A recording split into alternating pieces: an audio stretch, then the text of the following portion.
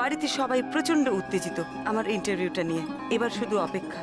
আমি নিশ্চিত খুব শিগগিরই মাসিমা ঠিক আসবেন আমার কাছে। অনেক অস্থিরতার পর আমার অপেক্ষা শেষ হলো। মাসিমা আমাদের বাড়িতে এলেন। তিনি কোনোভাবেই বিশ্বাস করছেন না যে কমলেশবাবু তার মাকে ইন্স্যুরেন্সের টাকা থেকে পুরোপুরি বঞ্চিত করে সব টাকা সুদেষ্ণার নামে করে গেছেন নতুন উইলে। টাকা তো আপনার ছেলের, সে উইল করে দিয়ে গেছে তার বউকে। না, দেয়নি। আমাদের বানানো কমলেশবাবুর নকল উইলটা মাসিমাকে দেখালাম। আপনি ঠান্ডা মাথায় এই উইলটা একটু ভালো করে পড়ে দেখুন, তাহলেই আপনি বুঝতে পারবেন আপনার ছেলে সুদেষ্ণাকে কতটা ভালোবাসতো। হ্যাঁ, আপনার চাপে পড়ে উনি হয়তো ইন্স্যুরেন্সের নমিনিটা বদলেছিলেন, তারপর নিজের ভুল বুঝতে পেরে এই উইলটা করেন। ছি ছি বড় মা, তুমি এরকম একটা কাজ করতে পারলে? তোমরা সবাই মিলে একদিকে হয়ে আমার মতো একটা বুড়ো মানুষকে ঠকাচ্ছ। তোমাদের এই নাটক কেউ মানবে না। আমার কমু এরকম কোনো উইল করেনি। আমি জানি সে উইল করবে, আর আমি জানবো না। এটা হয় না, হতে পারে না। আপনি কিন্তু আমাকে বলেছিলেন যে কমলেশবাবু অত্যন্ত মানসিক অশান্তির মধ্যে থাকতেন। এমনও তো হতে পারে যে মারা যাবার আগে উনি সুদেষ্ণার প্রতি একটু দুর্বল হয়ে পড়েছিলেন, ওর সঙ্গে সম্পর্কটা ঠিক করে নিতে চাইছিলেন, আর তখনই এই উইলটা করেছিলেন। আপনি হয়তো একটা কথা জানেন না মাসিমা, যেটা আমরা সবাই জানি। কমলেশবাবু ইদানিং বারবার মারা যাওয়ার কথা বলছিলেন। মানে উনি হয়তো সুইসাইড করতে চাইছিলেন, আর তখনই এই বিলটা তৈরি করেছেন। না, ও সুইসাইড করবে এ কথা ভাবেনি। কেন ভাববে? না, ওনার মানসিক অবস্থা তো ভালো ছিল না, তাই উনি সুইসাইড করার কথা ভাবতেই পারেন। যাকে এটা নিয়ে আর কথা বলে বোধহয় লাভ নেই। দেখুন মাসিমা, আর কদিনের মধ্যে এই বিলটা কোর্টে পেশ করা হবে। আপনি একটা কাজ করুন, আপনি সুদেষ্ণার সঙ্গে কথা বলুন। ও যদি আপনার শেষ বয়সে আপনার ভরণ পোষণের দায়িত্ব নেয়। আমি তো বলছি কমু এই উইল করেনি। কেন তোমরা শুনছো না আমার কথা? কেন করতে পারে না কমলেশ শিকদার এই বিলটা? সে আমি জানি না। এত শিওর হয়ে আপনি কি করে বলছেন যেটা ডক্টর কমলেশ শিকদারের বিল নয়? কারণ কমু মরেনি।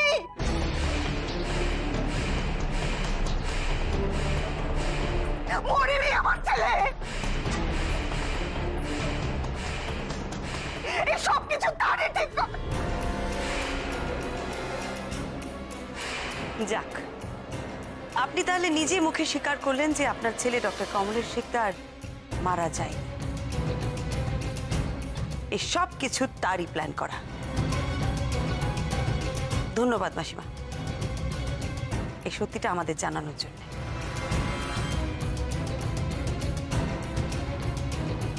এবার বলুন তো, আপনার ছেলে কোথায়? দেখুন, চুপ করে থেকে আর কিন্তু কোনো লাভ নেই। আপনি প্লিজ আমাদের জানিয়ে দিন আপনার ছেলে কোথায়। কোথায় ডক্টর কমলেশ শিকদার? বলুন।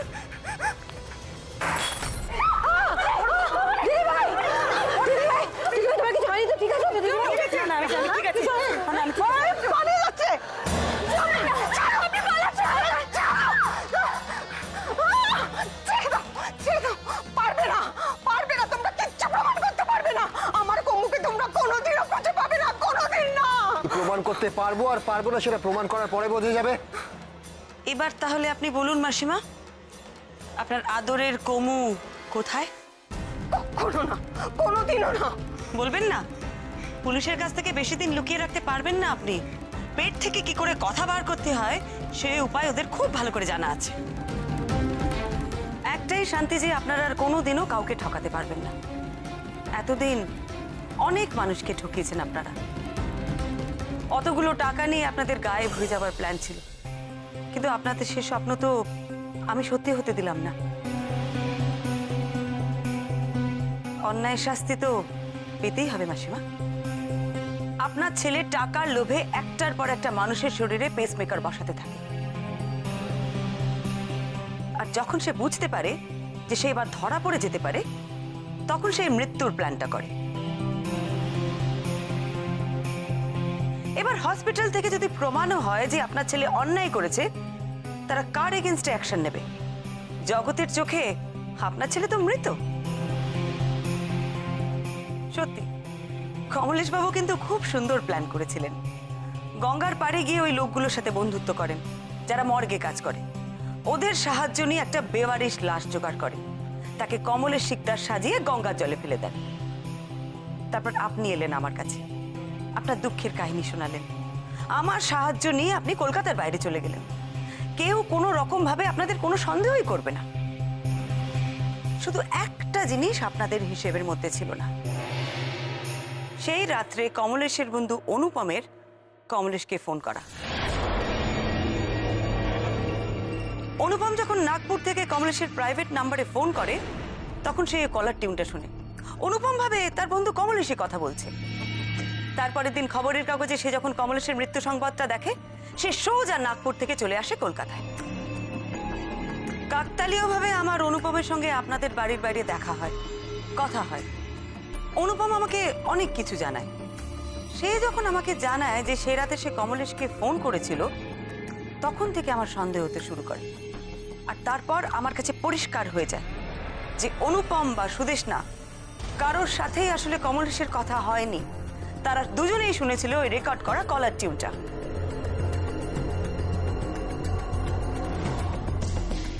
পরে অবশ্য আমরা কমলেশের কল লিস্ট মিলিয়ে দেখেছি, তাতে 2টো মিসড কল ছিল।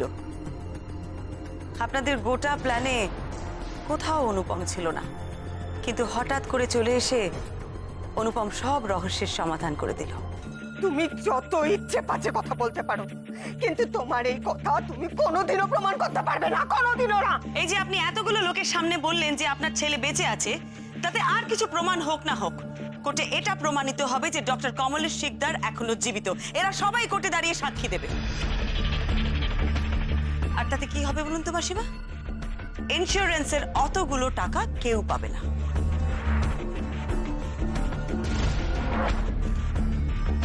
সবকিছু নষ্ট হয়ে গেল মাসিমা, আপনাদের সব প্ল্যান ভেস্তে গেল। অরূপ, ওনাকে নিয়ে যা। উনি যদি নিজে মুখে সবকিছু স্বীকার করেন ভালো, তা না হলে ওনার ছেলে নিশ্চয়ই আসবেন, বুঝলি? মা ভক্ত ছেলে মাকে ছেড়ে থাকতে পারবে? ঠিক আসবে, নিয়ে যাও ওনাকে। অ্যাবসলিউটলি, তোলো ওনাকে প্যানে। ধন্যি তুমি বড় রাখো, ধন্যি। আমি তো এই সমস্ত কথা শুনে একেবারে অবাক। ওই কেঁদে কেটে আসা ভদ্র মহিলার এই আসল রূপ। মা ছেলে মিলে লোক ঠকিয়ে বেড়ায়। তাই তো দেখছি। সুদেষ্ণা, আপনাকে অনেক ধন্যবাদ। আপনি আমাকে সাহায্য না করলে আমি ওদের এভাবে ধরতে পারতাম না। আমার সাথে যা হয়েছে তারপর এদের ধরিয়ে না দিতে পারলে বরং আফসোস হতো। বড়মাদি, আমার বরং আপনাকে ধন্যবাদ দেওয়া উচিত। না না, আমাকে তো পুলিশ থেকে আসতে বললো, তাই চলে এসেছিল। তুমি সাবধানে থেকো সুদেষ্ণা। আর যদি কোনো দরকার লাগে আমাকে বলো, ঠিক আছে?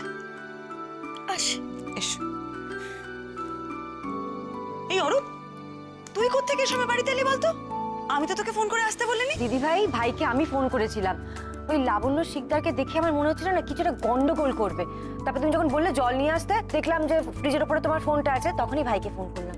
ও কিভাবে গ্লাসটা ছুড়লো তোমার দিকে দিদি ভাই! ভাগ্যিস তোমার লাগেনি, কিছু হয়নি। তবে একটাই ভালো ব্যাপার যে ভদ্রমহিলা আলটিমেটলি ধরা পড়লো। হ্যাঁ, পাপের শাস্তি এইভাবেই হয়। আমার বড় বৌমার কিরকম বুদ্ধি দেখেছো? কিরকম ধরে ফেললো। আমার বড় লাগবো বলেই এত বুদ্ধি। না, আমার বড় বৌমা বলে এত বুদ্ধি। ওটাই না, আমার বড় লাগবো বলে। আমার বড় বৌমা, আমার বড় বৌমা, আমার বড়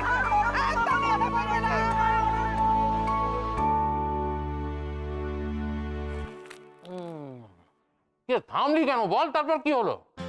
হ্যাঁ, তারপর তারপর তো পুলিশ এলো। চিরকাল দেখে আসছে পুলিশ গল্পে লাস্টে আসে, এর মাঝখানে চলে আসবে। নিশ্চয়ই কিছু ভুলে যাচ্ছিস। ভাব ভাব ভাব ভাব ভাব, ভাবা প্র্যাকটিস কর। ভাব ভাব ভাব। ভুলে যাচ্ছি। মনে পড়েছে, মনে পড়েছে, মনে পড়েছে। আরে তার আগে তো সুদেষ্ণা দিয়ে এলো।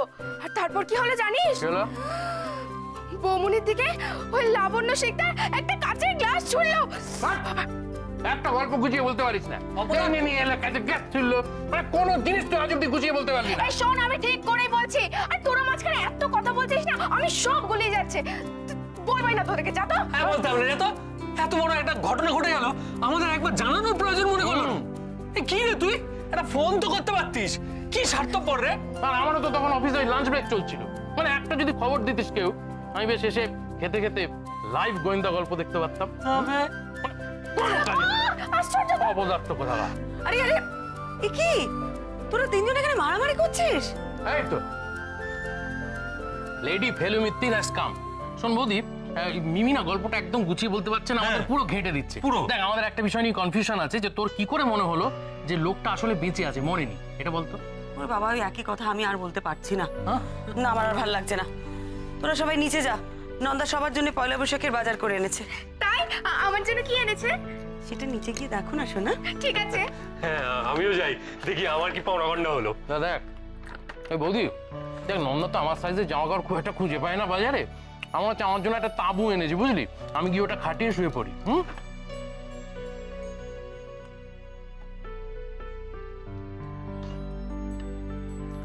কি হয়েছে তোর? লোক ভদ্রমহিলাকে দিয়ে তো কনফেস করালি তার অপরাধটা, তারপরে মুডটা অফ কেন? না মানে মনের মধ্যে একটা জিনিস না খচখচ করছে রে হাবলু। কমলের শিকদার কোথায়, তাই তো? আসলে লোকটাকে যদি ধরতে না পারি তাহলে তো খুব মুশকিল হবে। লোকটাকে ধরা তো ডিফিকাল্ট, তো যে কোনো সময় যে কোনো জায়গায় পালিয়ে যেতে পারে। সে তো যেতেই পারে, সেটাই তো ভাবছি। এত কাণ্ড করে আমি রহস্যটা বের করলাম আর লোকটাকে ধরতে পারলাম না। আমার কিরকম যেন মনে হচ্ছে আমি না হেরে গেছি, জানিস তো। না না বৌদি, এটাকে হেরে যাওয়া ভাবছিস কেন? দেখ, লোকটার উদ্দেশ্য তো সফল হয়নি। ও তো লোককে বোকা বানিয়ে টাকা নিয়ে পালাতে পারেনি, পালালেও খালি হাতে পালিয়েছে, এটা তো তোর জয়। হ্যাঁ সেটা ঠিক। তবে বৌদি, লোকটার থেকে কিন্তু একটু সাবধানে থাকবি। দেখ, তুই তোর কারসাজি ধরে ফেলেছিস, লোক তো সুবিধের নয়, তোকে অ্যাটাক করতে পারে, একটু সাবধানে থাকবি। তুই নিচে যা, আমি আসছি। যাই দেখি।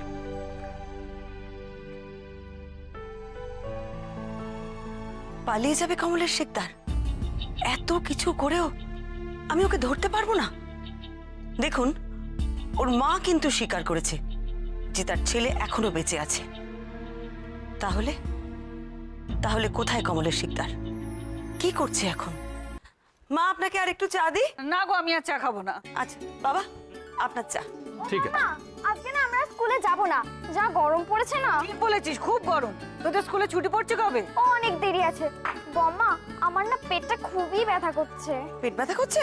কোথায় ব্যথা করছে? এইখানে। এইখানটা না? এইখানটা?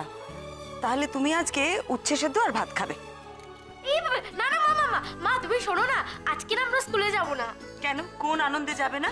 নববর্ষ। কি? সে তো গতকাল ছিল, আজকে কিসের ছুটি? তুমি বুঝতে পারছো না মা, দেখো বছরটা তো সদ্য দুদিনে পা দিয়েছে, আর দুদিনের ছোট্ট বাচ্চা কি কখনো স্কুলে যেতে পারে? তুমি বলো বড়বি। বছর তো স্কুলে যাবে না, যাবি তো তোরা, খুব বিচ্ছু হয়েছিস। আচ্ছা বড় বৌমা, শোনো না, বলছি ওরা যদি যেতে না চায় তা পাঠিও না, খুব গরম পড়েছে। হ্যাঁ ঠিকই তো, এখন গরম পড়েছে, এরপর শীতকাল আসবে, ঠান্ডা পড়বে, তারপর বর্ষা হলে বৃষ্টি হবে। সারা বছরই তো স্কুলে যাওয়ার দরকার নেই না, সারা বছর ছুটি। না বড় বৌমা, তুমি ঠিকই বলেছো, কিন্তু ওই সকাল থেকে না এরা দফায় দফায় আমার কাছে গিয়ে এদের বিভিন্ন দাবি দাওয়া পেশ করেছে। আর মানে আমি ওদের আশ্বাস দিয়েছি যে আমি ওদের ব্যাপারটা ভেবে দেখব। আচ্ছা, আমার আগে আপনাকে বলা হয়ে গেছে? না মানে প্লিজ প্লিজ মাম্মা প্লিজ। না, নো ছুটি। ও ওদের স্কুলে যেতে না দেওয়াই ঠিক। কেন? না, কি হবে স্কুলে গিয়ে? হয়তো নববর্ষকে নবহর্ষ বলছে, বাঙালির ছেলে মেয়ে ভালো করে বাংলাই শিখছে না, কি হবে স্কুলে গিয়ে? তার থেকে ঘরে বসে মুখ্য হয়ে থাকা অনেক ভালো। ও ওদের আজকে ছুটি দিয়ে দাও বড় রাখবো। আচ্ছা, এইবারে বুঝেছি, তার মানে বাড়ির সবাই বাচ্চাদের দলে। হ্যাঁ ঠিক আছে, যেতে হবে না স্কুলে, বসে থাকো বাড়িতে। সব কটা বাচ্চা কিন্তু বিগড়ে যাচ্ছে, এরপরে আমাকে যেন কেউ কিছু না বলে। দিলে তো বড় রাজবকে রাখে। আমি আবার কি বললাম? তুমি না থেকে আমি। আচ্ছা কি দরকার ছিল ওর কথার অবাধ্য হওয়া? আজকে স্কুলে গেলে কি আবার করতে হতো? 180 ডিগ্রি ঘুরে গেলে তো। তাতে আর নতুন কি আছে? আচ্ছা আমি কোত্থেকে অবাধ্য হলাম বলুন তো? ও তো আপনি তো স্কুল নিয়ে একটা নিন্দে করলেন, তার বেলা কিছু না। আপনি বললেন ওখানে গিয়েও বাংলা শিখতে পারছে না। আরে বাবা, এত কামাই করলে বাংলাটা শিখবে কোথা থেকে? আমি তো বললাম ওদের স্কুলে যেতে। তোমরা থামবে? সারাক্ষণ খালি ঝগড়া, কে বেল বাজাচ্ছে আমি দেখছি।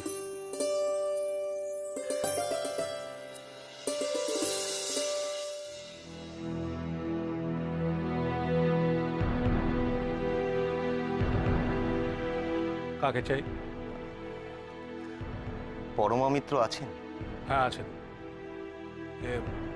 আপনার নাম? আমি মনীষ সরখেল, ঠাকুরিয়ায় থাকি। ও, আপনি বসুন না। না না, ঠিক আছে। মিস মিত্র, খুব অসহায় হয়ে আপনার কাছে এসেছি। গতকাল আমার দাদা মৃণাল সরখেল মারা গেছেন খুব রহস্যজনকভাবে। আপনি আপনি প্লিজ এই মৃত্যুর একটা কিনারা করে দিন। আপনার দাদার মৃত্যুর কিনারা মানে? আপনার দাদা কি রহস্যজনকভাবে মারা গেছেন বলে আপনার মনে হয়? অদ্ভুতভাবে মারা গেছেন, যাকে বলে পিঙা মেঘে বজ্রপাত। আবার আমার দাদাকে খুন করা হয়েছে, একেবারে খুন। মনীশবাবু, আপনি আপনি একটু শান্ত হন, আপনি শান্ত হয়ে বসুন। সরি।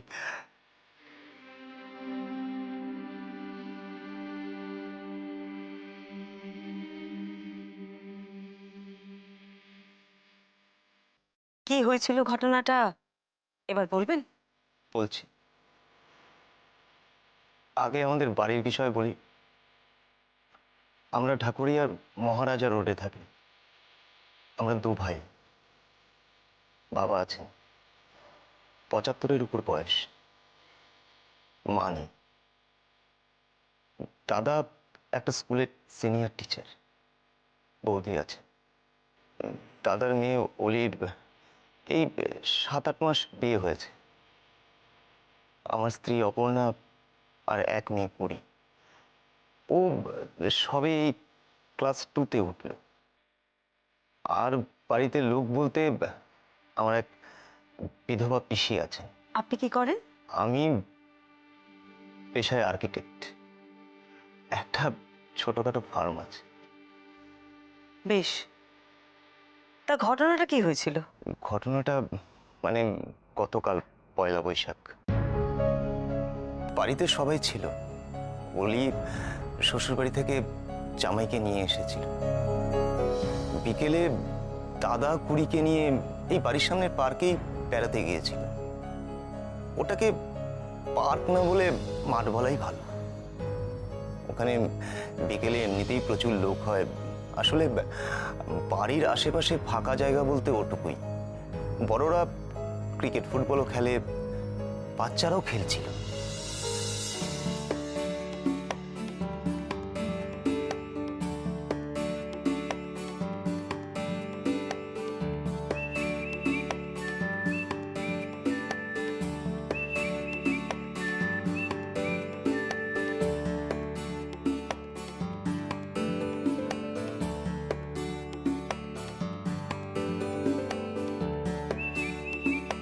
কুড়ি কুড়ি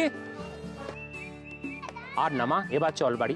জেঠু আর একটু প্লিজ। না শোনা, বাড়িতে দিদিভাই এসেছে না, চল চল চল।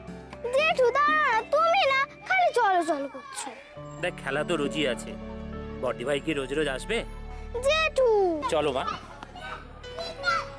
না চলো। চল চল চল।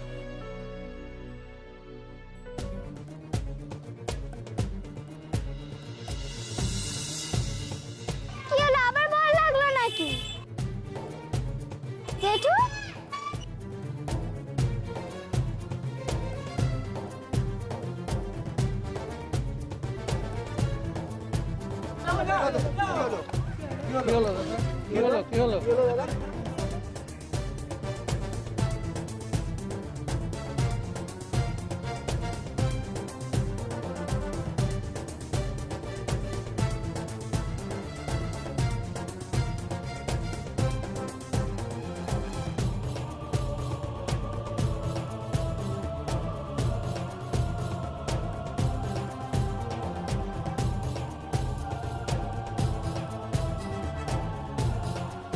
ডার্ট ডার্ট লেগে উনি মারা গেলেন?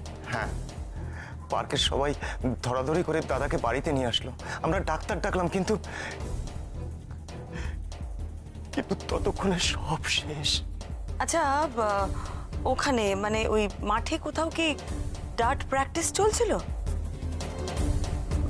এমনও তো হতে পারে কোনো একটা ডার্ট অসাবধানে ওই প্র্যাকটিস থেকে চলে এসেছে। জানেন, এই কথাটা আমরাও প্রথমে ভেবেছিলাম, যারা দাদাকে নিয়ে আসলো তাদের জিজ্ঞাসাও করেছিলাম, কিন্তু সেরকম কিছু তো কেউ বললো না।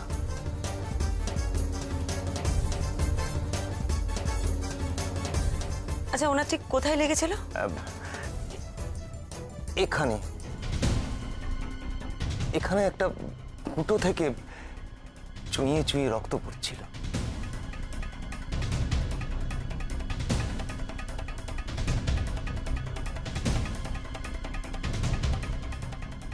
এইখানে এইখানে ডার্ট লেগে একটা মানুষ মারা যাবে কেন? আচ্ছা, পোস্টমর্টম রিপোর্ট পেয়েছেন? কাল রাতে ওটা পেয়েই তো এখানে আসা ঠিক করি। রিপোর্টে বলেছে দাদার রক্তে বিষ মিশে গেছে, নিউরোটক্সিক।